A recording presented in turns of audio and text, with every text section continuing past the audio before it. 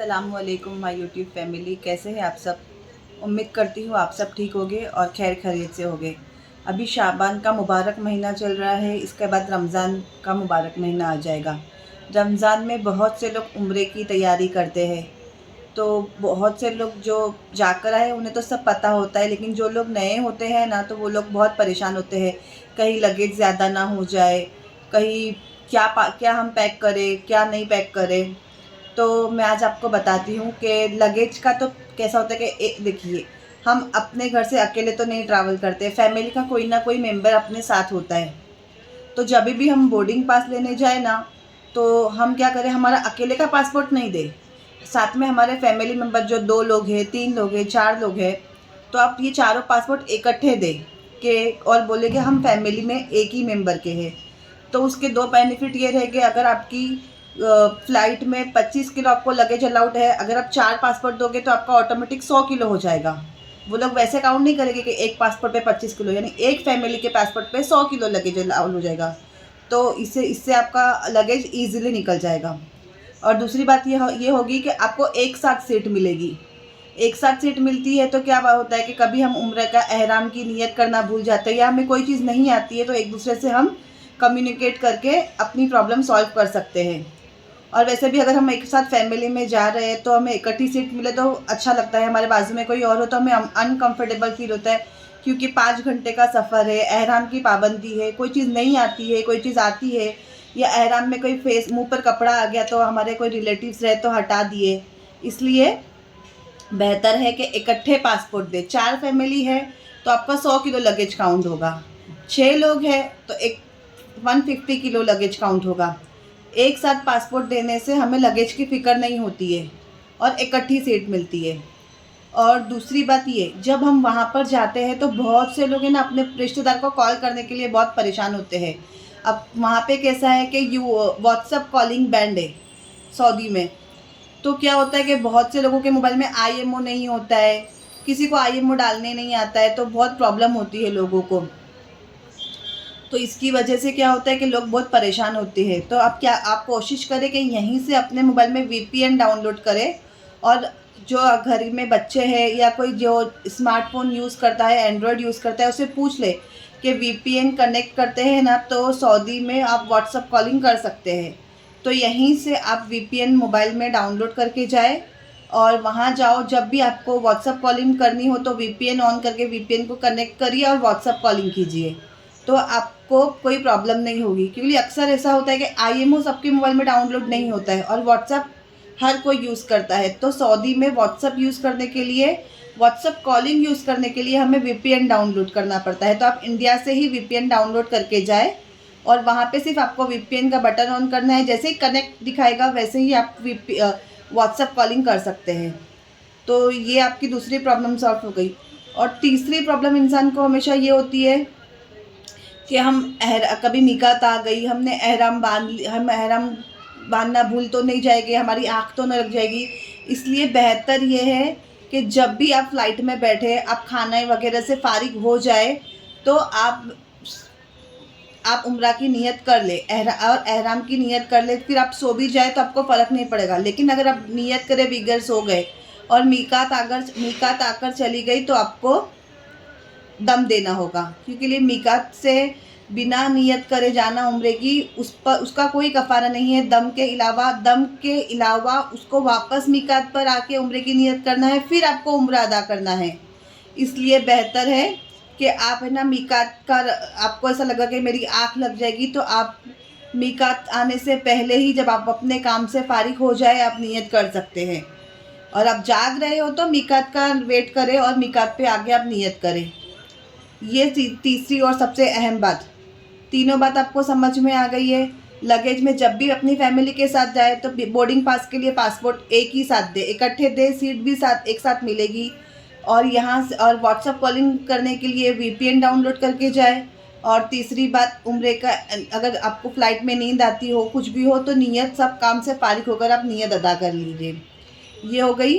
और दूसरी बात, बहुत से लोग हैं ना, बोलते हैं फ़्लाइट में क्या लेके जाएंगे, निकाल तो नहीं देंगे क्या। तो कैंची वगैरह, सीज़र, कुछ भी हो ना, तो आपके पास अगर बुरखा हो ना, बुरखा काला, आप काले बुरखे में डालकर सीज़र आप ले जा सकते हो, हैंडबैग में नहीं। हैंडबैग में अगर आप लेकर जाओगे तो वो लोग आपका निकाल लेंगे। आप जो लगेज आप फ्लाइट में दे दोगे ना, आप उसमें लेके जा सकते हो काले कपड़े में डालकर। बाकी आप ज़्यादा लगेज तो बिल्कुल ना ले जाए, क्योंकि लिए वहाँ से जब हम आते हैं तो हमारे पास खजूर का भी वज़न होता है, हम जो खरीदी करते हैं उसका भी वज़न होता है। तो बेहतर ये है कि सिर्फ कपड़े और क्या बोलते हैं उसको, बुरखा जो आपको पहनना है और एहराम, और मर्द हजरात अपना एक एहराम ना ले जाए, कम से कम 2 या 3 एहराम ले जाए। क्योंकि मर्द हजरात को अगर नीचे से यानी जहाँ काबातुल्ला है वहाँ से तवाफ़ करना है आपको, तो भी आपको उम्रे का एहराम पहनना है।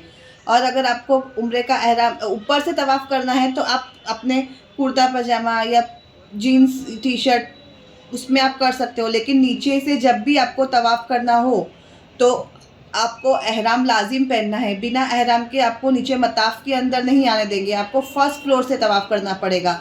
इसके लिए एक एहराम ना ले जाए। उम्रे का एहराम जो होता है ना, वो आपको मर्द हजरत को तवाफ़ में भी वही एहराम यूज़ करना है अगर नीचे से तवाफ़ करना हो, और सेकंड फ्लोर और थर्ड फ्लोर से करना है तो आप घर के कपड़ों में भी कर सकते हैं। इसके लिए आप एहराम 2 या 3 लेकर जाएं। और दूसरी बात, जो लोग टूर से जाते हैं तो वो क्या होता है, वहाँ पे वैसा सिस्टम होता है कि लॉन्ड्री होती है।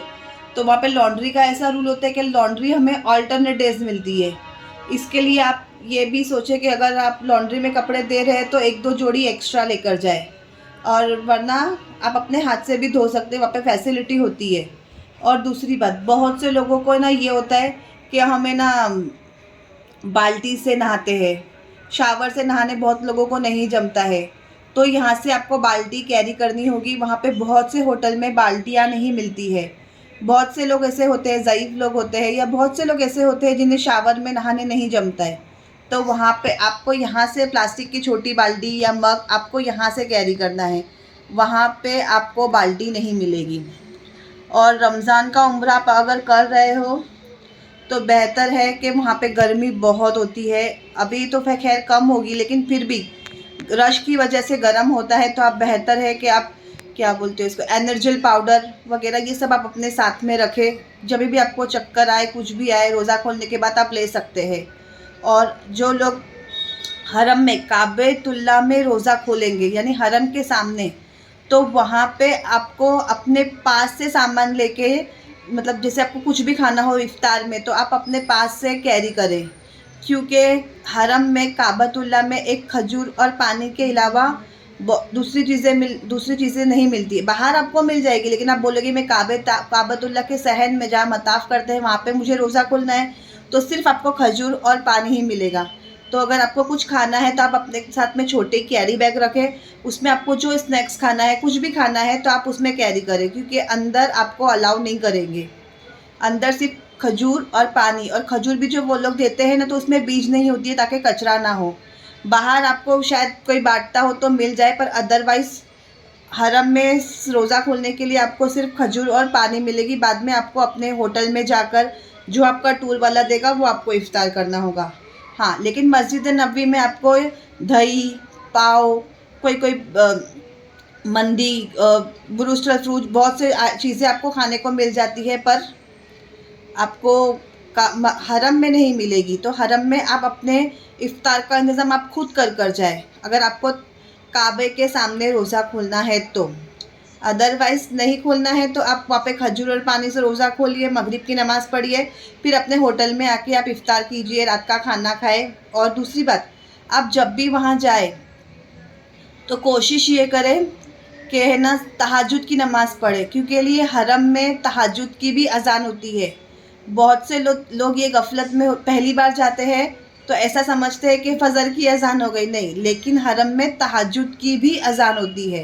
जब भी आप रात खाने काबा में गुजारोगे तो आपको पता चलेगा कि तहज्जुद की भी अज़ान होती है और फिर फ़जर की अज़ान होती है। तो आपको बोलते ना, पूरी दुनिया में सिर्फ खाने काबा और मस्जिद नबवी ऐसी जगह है जहाँ तहज्जुद की अज़ान होती है। तो हम कितने खुशकिस्मत है कि हमें तहज्जुद की भी अज़ान मिल रही है, और तहज्जुद की नमाज़ पढ़ना यानी अल्लाह के साथ कम्युनिकेट करना। तो इसके लिए आप कोशिश करें कि हरम में आप रात में जाए, ताकि आपको तहज्जुद की भी नमाज़ पढ़ने मिले और फजर भी पढ़ने मिले। दिन में आकर आप सो जाए क्योंकि बहुत धूप होती है, रोज़ा होता है। फिर असर में आप चले जाए, असर, मगरिब, इशा, तरावी आप पढ़े, फिर आप घर आके खाना खाए, फिर 1-2 घंटा सो जाए और आप तहज्जुद की नमाज़ पढ़े वहाँ पे अज़ान के साथ, तो आपकी नींद भी हो जाएगी। एक नींद हो जाएगी तो आप तहज्जुद की नमाज़ पढ़ सकते हैं। तो कोशिश ये करें कि तरावी के बाद आप घर पर आ जाए और खाना खा के आप फ़ौरन सो जाए। सो के आप 2-2:30 बजे उठ के फिर हरम पाक जाए, वहाँ पे तहज्जुद की नमाज़ पढ़े। अगर आपको आपका होटल पास में है तो आप सहरी करने के लिए भी होटल चले जाए, फिर आके फजर पढ़े, या फिर आप तहज्जुद पढ़ के आए और फिर अपने होटल से सहरी करें। फिर आप अगर फजर में आ सकते हो तो आए, बाकी आपके ऊपर है कि आप में अगर ताकत है तो आप आइए फजर में, अदरवाइज़ आप सो के फिर आप असर में आ सकते हैं। बट ये ध्यान रखना, अगर आपके साथ कोई ज़ईफ़ है, बच्चे हैं, तो आप है ना रोज़े में अवॉइड करें हरम जाना धूप में, क्योंकि बहुत से लोगों को चक्कर आती है रश की वजह से, तो रोज़ा टूट जाता है। इतनी पाक जगह पे हम रोज़ा छोड़े, ये तो गलत है ना। इसके लिए बेहतर है कि आप कोशिश करें कि आप शाम के असर के बाद जाए, रोज़ा खोले, तवाफ़ के सामने, हरम के सामने रोज़ा खोले और फिर आप आ जाए होटल पे, और फिर आप